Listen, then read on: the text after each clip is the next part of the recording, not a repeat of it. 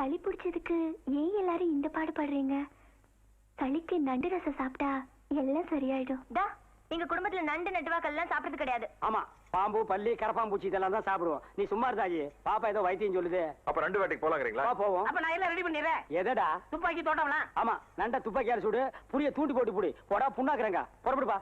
ஆத்து நண்டு கிடைக்கலன்னா குளத்து நண்டு, குளத்து நண்டு கிடைக்கலன்னா வயல் நண்டு, வயல் நண்டு கிடைக்கலன்னா கடல் நண்டு. Hi friends, welcome to food simple food. இந்த காமெடியெல்லாம் பார்த்தாச்சா?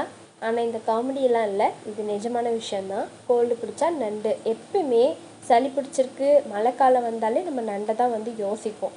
ஸோ அந்த நண்டை வச்சு இன்றைக்கி ரசம் பண்ண போகிறோம். எப்பயுமே கிரேவி பண்ணுவோம், நண்டு குழம்பு வைப்போம். இந்த தடவை ரசம் பண்ணுறோம். ஏன் அப்படின்னு பார்த்தோன்னா, எனக்கும் வந்து ரொம்ப சளி பிடிச்சிருக்கு. ஸோ அதனால் வந்து ரசம் சாப்பிட்டோன்னா நல்லாயிருக்கும். கூடவே எக்ஸ்ட்ராக்காக நம்ம நண்டு சேர்க்க போகிறோம். ஸோ 3 தக்காளி, கருவேப்பிலை இந்த மாதிரி வாஷ் பண்ணி எடுத்துக்கலாம். ஒரு லெமன் அளவுக்கு புளி எடுத்து அதை நல்லா ஊற வச்சு எடுத்துக்கலாம். இந்த கொத்தமல்லியும் வாஷ் பண்ணி எடுத்து வச்சுக்கலாம். இந்த மிளகு சீரகம் பார்த்திங்கன்னா 4 ஸ்பூன் மிளகு, 3 ஸ்பூன் சீரகம், 2 பச்சை மிளகாய், 10-12 பூண்டு பல் எடுத்துக்கலாம். ஸோ இதை வந்து நம்ம அரைக்க போகிறோம். அம்மியில் சேர்த்து அரைச்சோன்னா நல்லாயிருக்கும், இல்லை மிக்சியில் அரைக்கிறதுனால அரைச்சிக்கலாம்.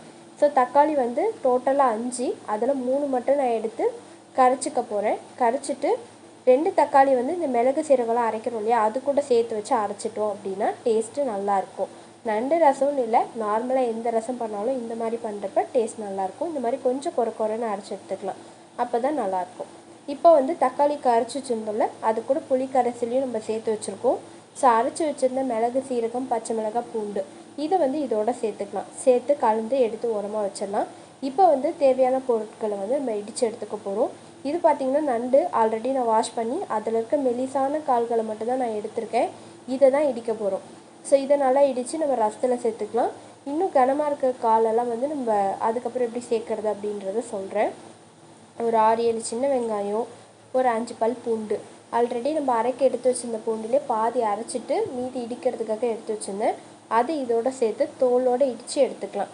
ஸோ இந்த மாதிரி வந்து எடுத்து வச்சுக்கலாம். இதுக்கப்புறம் நண்டை வந்து நம்ம சேர்த்துக்க போகிறோம். நண்டையும் பார்த்திங்கன்னா நல்லா இடித்து சேர்த்துக்கலாம். ரொம்ப ஓவராக இடிக்காமல் மீடியமான கண்டிஷனில் இடிக்கணும்.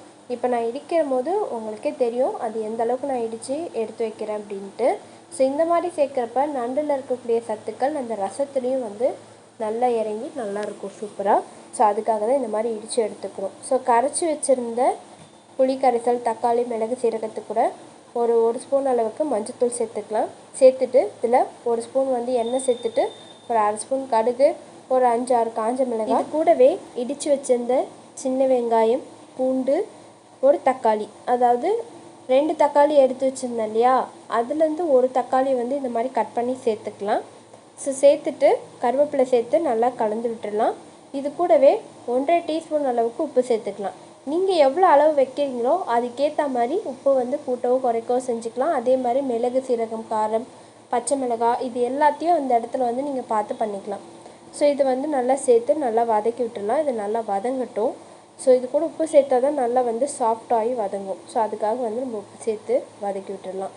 இந்த உப்பே வந்து ரசத்துக்கு போதுமானது. சப்போஸ் தேவைப்பட்டுச்சுன்னா நம்ம சேர்த்துக்கலாம், ஆனால் இது கரெக்டாக இருக்கும். ஸோ சேர்த்துட்டு நல்லா கலந்து விட்டுட்டு தக்காளி, வெங்காயம்லாம் நல்லா வதங்கட்டும். இப்போ பார்த்தீங்கன்னா 1/2 ஸ்பூன் அளவுக்கு பெருங்காயத்தூள் சேர்த்துக்கலாம். சேர்த்துட்டு கலந்து விட்டுடலாம். இடித்து வச்சுருந்த நண்டு கால் எல்லாத்தையும் நம்ம இதோட சேர்த்துக்கலாம். இப்போ என்ன பண்ண போகிறோன்னா, கொஞ்சம் கனமாக இருக்க கால் அப்புறம் மீதி பார்ட்ஸ் எல்லாத்தையும் நம்ம இதோட சேர்த்துக்கிட்டோம் அப்படின்னா நண்டு ரசம் சாப்பிட்றப்ப நண்டு இல்லைன்ற ஃபீலிங்கையும் கம்ப்ளீட் பண்ணிடலாம். ஸோ அதுக்காக தான் இந்த மாதிரி வந்து நான் சேர்த்துக்கிறேன். நண்டு ஈஸியாக வெந்துடும். 5 மினிட்ஸ் நம்ம இதில் வதக்கும் போதே பார்த்திங்கன்னா நல்லா வெந்துடும். கொஞ்சம் கொத்தமல்லி தூவிட்டோம் அப்படின்னா இன்னும் நல்ல வாசனையாக இருக்கும். அதுக்காக நம்ம கொத்தமல்லியை தூவி வச்சு கலந்து விட்டுடலாம். ஸோ 5 நிமிஷத்தில் வெந்துடும் சொன்னால. இதுக்கப்புறம் நம்ம வந்து ரசத்தை வந்து கொதிக்க வைக்க மாட்டோம், அது நுர வர வரைக்கும் நம்ம வச்சுருப்போம். ஸோ அந்த டைமில் இன்னும் நல்லா வெந்துடும். ஸோ 5 நிமிஷம் கழித்து நம்ம கரைச்சி வச்சுருந்த மிளகு சீரகம் கரைசல் எல்லாத்தையும் வந்து இதோட சேர்த்துடலாம். சேர்த்துட்டு நம்ம வந்து இன்னும் கூட தண்ணி சேர்த்துக்கலாம். இதில் பார்த்தோன்னா 1 கப் அளவுக்கு நான் கரைச்சி வச்சுருந்தேன், 1.5 கப் அளவுக்கு தண்ணி சேர்த்துக்கிறேன். ஸோ அப்போ கரெக்டாக இருக்கும்.